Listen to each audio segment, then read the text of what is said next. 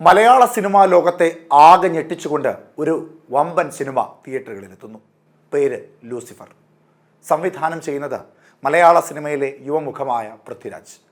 മോഹൻലാൽ എന്ന വിസ്മയ നടൻ്റെ ഫാൻസും മറ്റു ജനങ്ങളും ആ സിനിമയെ ഇരുകൈ നീട്ടി സ്വീകരിച്ചു. അങ്ങനെ മോഹൻലാലിൻ്റെ നിരന്തരമുള്ള പരാജയ ചിത്രങ്ങൾക്കിടയിലെ ഒരു വമ്പൻ വിജയമായി മാറി ലൂസിഫർ. ലൂസിഫറിൻ്റെ രണ്ടാം ഭാഗം എമ്പുരാൻ, അത് വലിയൊരു തരംഗം തന്നെയായിരുന്നു. ആ സിനിമയുടെ അവസാന നിമിഷം തൊട്ട് മാർച്ച് 27 രാവിലെ 6 മണിക്ക് ആദ്യ ഫാൻ ഷോ തിയേറ്ററുകളിൽ പ്രദർശിപ്പിക്കുന്നതുവരെ വല്ലാത്ത ഒരു വിസ്മയവും വല്ലാത്ത ഒരു ആകാംക്ഷയും ഒക്കെയായിരുന്നു എല്ലാവരുടെയും ഉള്ളിൽ. 27 തിയേറ്ററിൽ വരുന്ന സിനിമയുടെ ടിക്കറ്റ് പ്രീ ബുക്ക് ചെയ്യുവാൻ വമ്പനിടിയായിരുന്നു. ബുക്ക് മൈ ഷോ അടക്കമുള്ള പല കമ്പനികളുടെ വെബ്സൈറ്റുകളിലും അല്ലാതെ നേരിട്ടും നിരവധി പേരാണ് ടിക്കറ്റുകൾ ബുക്ക് ചെയ്തത്. കേരളക്കരയിലെയും വേൾഡ് വൈഡ് ആയിട്ടുള്ള ഒട്ടുമിക്ക തിയേറ്ററുകളിലും ഈ ചിത്രം ഓടുകയും ചെയ്തു.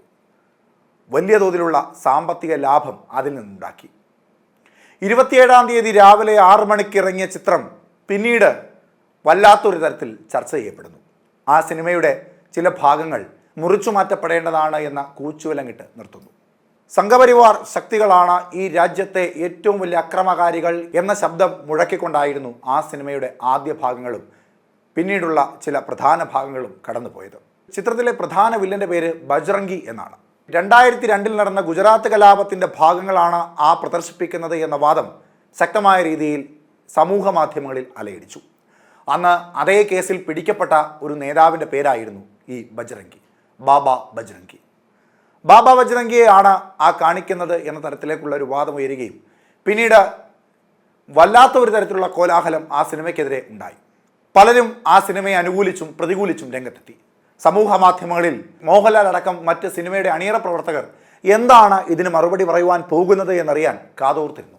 ഒടുവിൽ മോഹൻലാൽ രംഗത്തെത്തി. 40-ലേറെ വർഷമായി മലയാള സിനിമയിൽ നിരവധി കഥാപാത്രങ്ങൾക്ക് ജീവൻ നൽകിയ മോഹൻലാൽ ഇന്നേ വരെ ഒരു കഥാപാത്രത്തെ പറ്റിയും അതിൻ്റെ വിജയത്തെ പറ്റിയോ പരാജയത്തെ പറ്റിയിട്ടോ മാധ്യമങ്ങൾക്ക് മുമ്പിൽ ഒന്നും പറഞ്ഞിട്ടില്ല. എന്നാൽ എമ്പുരാൻ എന്ന ചിത്രത്തിൻ്റെ കുറച്ച് ദിവസങ്ങൾക്ക് ശേഷം മഹാനടൻ മോഹൻലാൽ സമൂഹ മാധ്യമത്തിൽ ഒരു പോസ്റ്റ് ഇടുന്നു. എന്നെ സ്നേഹിക്കുന്ന, എൻ്റെ സിനിമകളെ സ്നേഹിക്കുന്ന എല്ലാവരോടും ഈ സിനിമയുടെ ഏതെങ്കിലും ഭാഗം വിഷമിപ്പിച്ചിട്ടുണ്ടെങ്കിൽ ഞാൻ ക്ഷമ ചോദിക്കുന്നു എന്ന തരത്തിലായിരുന്നു മലയാള സിനിമയുടെ ഏട്ടൻ്റെ ആ ഫേസ്ബുക്ക് പോസ്റ്റ്. പിന്നീട് കാര്യങ്ങൾ നേരെ തിരിഞ്ഞു. മോഹൻലാലിനെതിരെയായി വാദവും പ്രതിവാദവുമില്ല. മോഹൻലാൽ ഫാൻസിൽ ഇതിഷ്ടപ്പെടാത്ത പലരും ഫാൻസ് അസോസിയേഷൻ്റെ ജില്ലാ കമ്മിറ്റിയിൽ നിന്ന് രാജിവെക്കുന്ന അവസ്ഥ വരെ ഉണ്ടായി. തൊട്ടുപിന്നാലെ പൃഥ്വിരാജ് മോഹൻലാലിൻ്റെ ഫേസ്ബുക്ക് പോസ്റ്റ് പങ്കുവെക്കുകയും ചെയ്തു.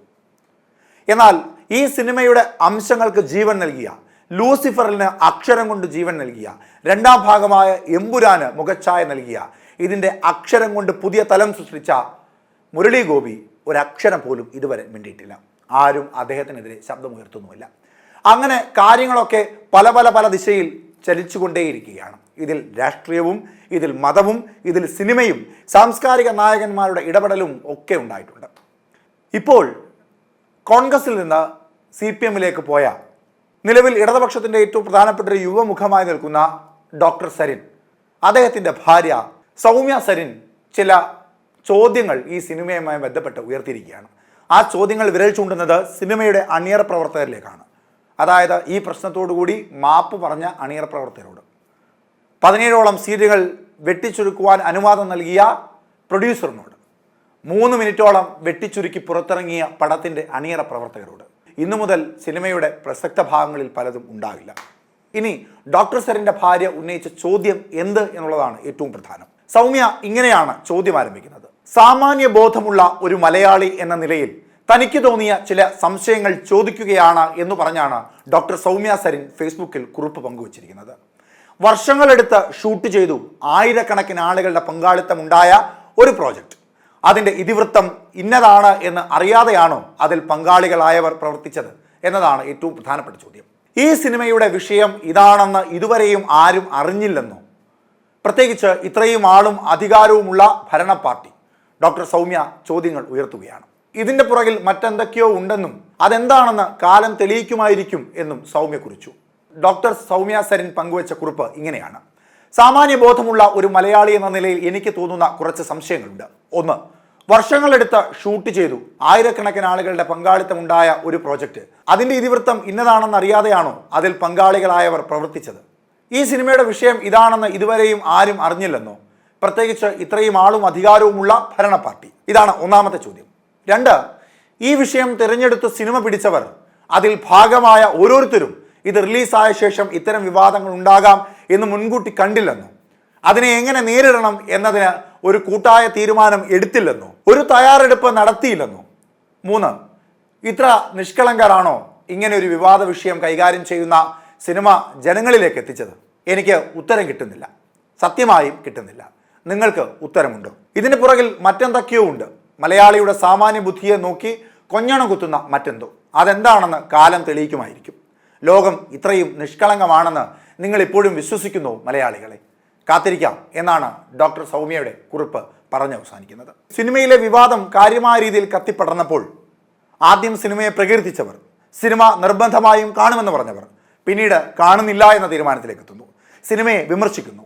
പലരും സമൂഹ മാധ്യമങ്ങളിലും മാധ്യമങ്ങളുടെ മുമ്പിലും അല്ലാതെയും തങ്ങളുടെ അഭിപ്രായങ്ങൾ തുറന്നടിക്കുന്നു. മോഹൻലാലിനെ സംരക്ഷിച്ചുകൊണ്ട് പൃഥ്വിരാജിനെയും അതിൻ്റെ അണിയറ പ്രവർത്തകരെയും കുറ്റപ്പെടുത്തുന്ന ഒരു വിഭാഗം ആളുകൾ, മോഹൻലാലും സുരേഷ് ഗോപിയെ പോലെ ആകുകയാണോ എന്ന ചോദ്യമുയർത്തുന്ന മറ്റു ചില ആളുകൾ. ഒടുവിൽ മോഹൻലാൽ മാപ്പ് പറഞ്ഞപ്പോൾ ചിലരെല്ലാം മോഹൻലാലിനെ വാഴ്ത്തിപ്പാടി, ചിലർ മോഹൻലാലിൻ്റെ നിലപാട് ശരിയായില്ല എന്ന തരത്തിലേക്കുള്ള വാദമുയർത്തി. പ്രധാനമായും രാഷ്ട്രീയ നേതാക്കന്മാർ, ചില സാമൂഹിക സാമുദായിക നേതാക്കന്മാർ. ആ സമയങ്ങളിൽ മോഹൻലാലിനെ സംരക്ഷിക്കുവാൻ ഉയർത്തിയിരുന്ന വാദം മോഹൻലാൽ ഈ സിനിമയുടെ കഥയെപ്പറ്റി അറിഞ്ഞില്ലായിരുന്നു എന്നാണ്. പിന്നീട് വന്നത് മോഹൻലാലിനോട് ആദ്യം പറഞ്ഞ കഥയല്ല പിന്നീട് ഉണ്ടായത് എന്നാണ്. പ്രിവ്യൂ കാട്ടിയില്ല എന്നാണ്. പക്ഷേ ഒരു പൊതുവേദിയിൽ മോഹൻലാൽ ഈ സിനിമ താൻ കണ്ടിട്ടുണ്ട് എന്ന് തുറന്ന് സമ്മതിക്കുന്ന വീഡിയോയും പിന്നീട് രംഗത്തെത്തുന്നുണ്ട്. അതോടുകൂടി ആ വാദത്തിന് പ്രസക്തിയില്ലാതെയായി. പൃഥ്വിരാജ് വിട്ടും വിടാതെയും ഒന്നും ഇതുവരെയും പറഞ്ഞിട്ടില്ല. മുരളി ഗോപി ഒരക്ഷരം പോലും മിണ്ടിയിട്ടുമില്ല. രാഷ്ട്രീയ കാര്യങ്ങളെ ചുറ്റിപ്പറ്റി അദ്ദേഹം എഴുതുന്ന ആദ്യ സിനിമയല്ലത്. ഇതിനു മുമ്പും നിരവധി സിനിമകൾ അദ്ദേഹം എഴുതിയിട്ടുണ്ട്.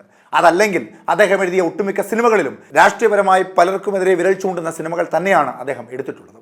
ചർച്ച ചൂടേറി മുൻപോട്ട് പോവുകയാണ്. ഇപ്പോൾ നിർമ്മാതാക്കൾക്ക് മറ്റൊരു ലാഭകരമായ കാര്യം കൂടി ഉണ്ടായി.